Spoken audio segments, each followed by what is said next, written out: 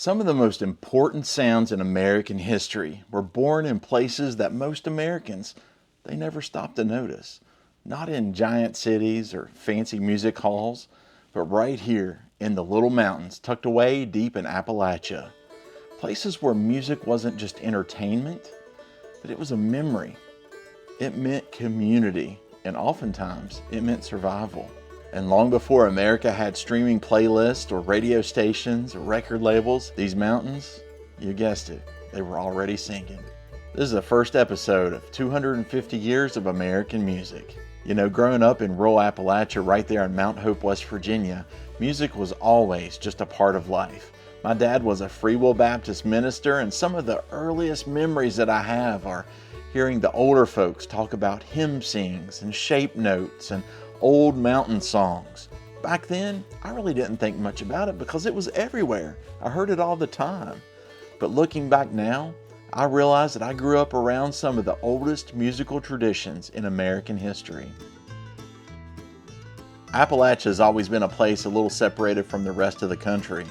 These mountains protected communities, but they also isolated them. And because families stayed here for generations, old songs, yeah, they stayed too. Scottish ballads, Irish folk songs, English hymns, sounds carried across the Atlantic centuries ago. But something else happened here too. Those European traditions, they blended with African musical influence, especially through an instrument that would eventually become one of the defining sounds of America, the banjo. The roots of the banjo actually trace back to West African instruments brought to America by enslaved Africans. And here in Appalachia, those sounds collided. European fiddle traditions, African rhythms, church harmonies, front porch storytelling, and slowly, something entirely American began to emerge.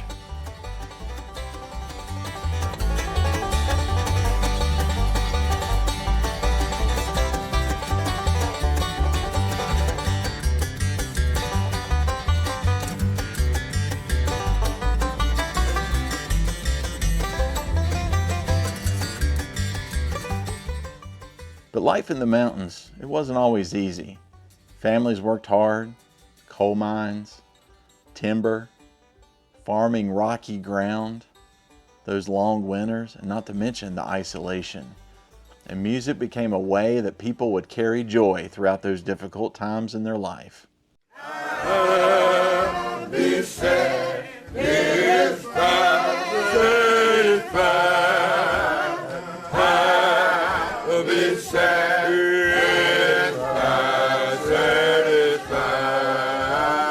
When my soul is resting in the presence of the Lord, I'll be satisfied. Before televisions or phones, before most people even traveled very far from home, music brought communities together. Saturday nights on the front porches, fiddle tunes echoing through the hollers, neighbors gathering after church. And here's the incredible thing. Some of these songs, they were already generations old before the United States even existed. The mountains preserved these sounds, and eventually those old mountain traditions evolved into what we now know as old-time music, bluegrass, and country. Names like Bill Monroe, the Carter family, and Doc Watson would help carry Appalachian music all across America. But the heart of the sound, it stayed right here in ordinary places, small towns, front porches, church fellowship halls, places where people made music not because they wanted fame, but because music was a part of belonging.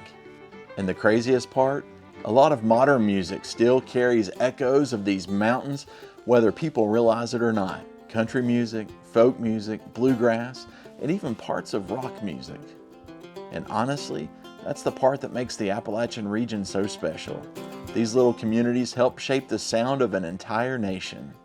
Eventually, the music left the mountains. New roads opened, radio stations spread the sound all across the United States.